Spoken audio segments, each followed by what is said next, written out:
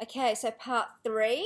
Tyrese, he realized that he could sing, and so he was trying to figure out his voice, and then actually his neighbor heard him sing, and she said, "Oh, you got a really, really good voice." She actually gave him a compliment, and he was like, "Oh, what's that? I've never received a compliment in my life." And then he went from singing to his neighbor to a few neighbors and friends and stuff. So one day he was watching, one night I should say, he was watching Midnight Love, and he started writing down all the record labels and the artists who appeared that were signed to. He wrote down everything, and then he decided to call the agencies, and then he would say, "Hi, my name is Tyrese. I'm 14. I'm from Watts, and I want to be a singer. I want to get a record deal." How ballsy is that? um, and 9 times out of 10 they would say, "Sorry, we don't take solicitations over the phone."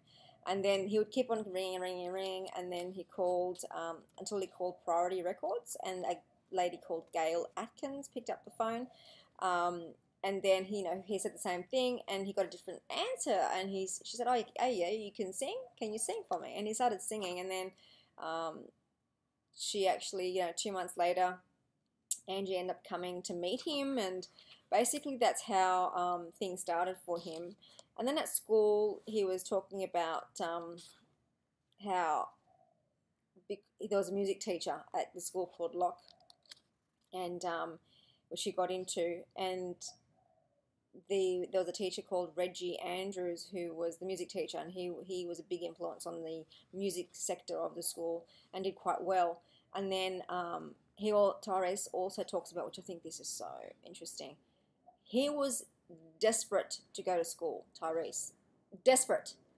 Kids would do anything this day and age to get out of school, and Tyrese was desperate to get to school. Why? He says, "I loved going because it was where I could eat, and for 6 or 7 hours I was able to forget the reality of what went on in my house.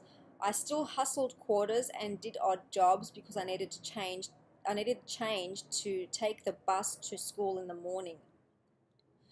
On the mornings I didn't have change for the bus. I missed Angie's pickup." So the bus lady Angie should pick him up, no problem. But when Angie wasn't the bus driver and didn't have school, he'd miss the bus to go to school, and he wanted to go to school because obviously that's where he could eat and learn, and he didn't want to drop out. He wanted to go to school.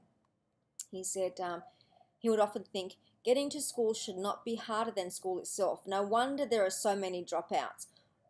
When it's this difficult, how do they expect kids to show up?" Interesting.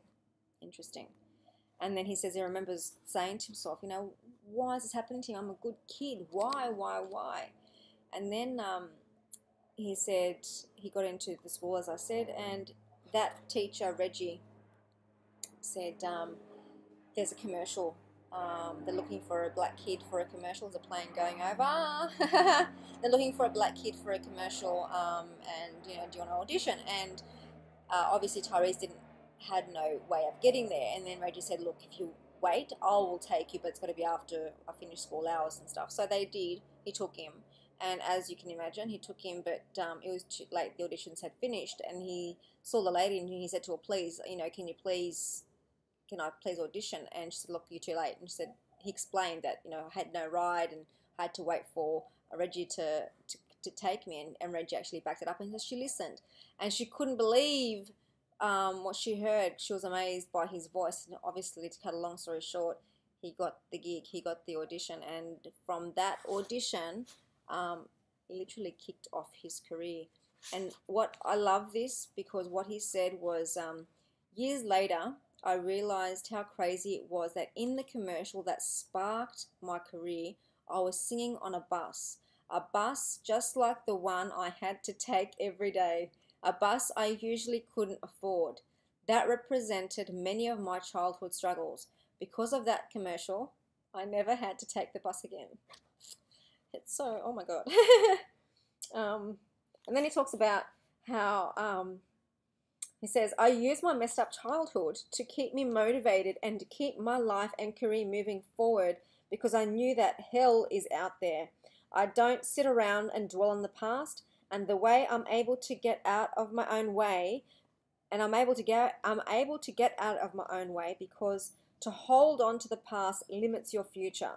I'm using my past as a part of my determination to never experience my past again. Oh my God. So that was the chapter on his childhood. I hope you got a lot out of that as much as I did. That was pretty much like literally skimming through as fast as I possibly could. Three videos later. So I hope, I don't want to make it too long again. Subscribe to my YouTube channel to keep up to date. I will put links for the book down below because there's so much more obviously in the chapter than what I went through just now. So I'm hoping you can get the book and follow along with me. Comment below, and till tomorrow, which is chapter, what is tomorrow's chapter? Tomorrow's chapter is how much do you love yourself? So till then, bye.